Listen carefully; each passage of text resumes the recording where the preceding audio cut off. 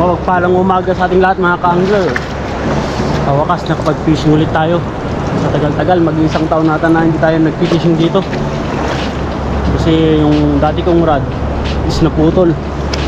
Human error, kaya bumili tayo ng bago. Yan. Ito pa rin yung gamit ko mga ka-angler. Yung reel, same pa rin yung 13 series. Tapos itong rod, hindi ko alam kasi Chinese eh. Tapos yung line natin is grappler. Yan, yun pa rin. Tapos ito yung ginamit natin mga ka-angler. Nag-upgrade tayo ng mas mabigat na popper. So, kuhan na to ngayon, 35 grams ata. Ayan. May napadawi tayo mga ka-angler na isa. Goods na yun na pangagahan.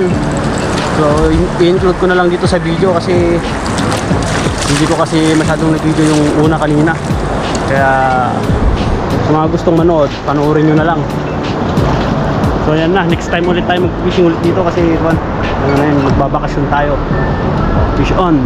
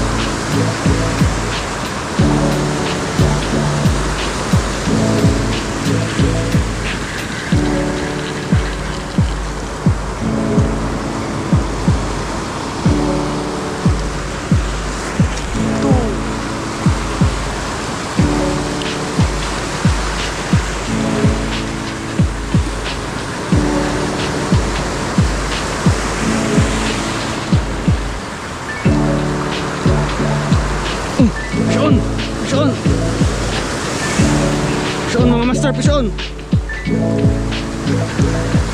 Fish on. Fish on. Fish on mga master. Yun, fish on sa bakas. Yun. Yes. Yes, nakatali tayo. Oh, sa bakas.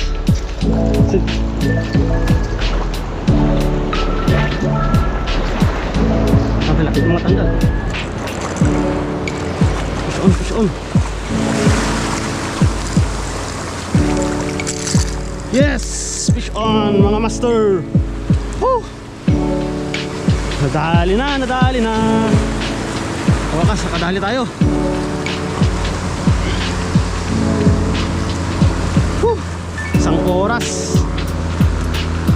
Isang oras ng pagkakas. So ito, uwi tayong malansa ngayon. Sa wakas, meron tayong agahan. Yan ang maganda sa fishing. Oh, nagpawis ka na, napagod ka na, may ulam ka pa. Oh, saan ka pa? Yan.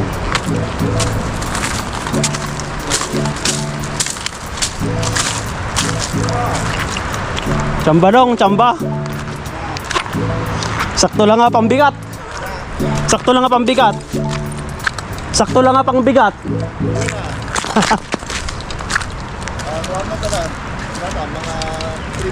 Buenong.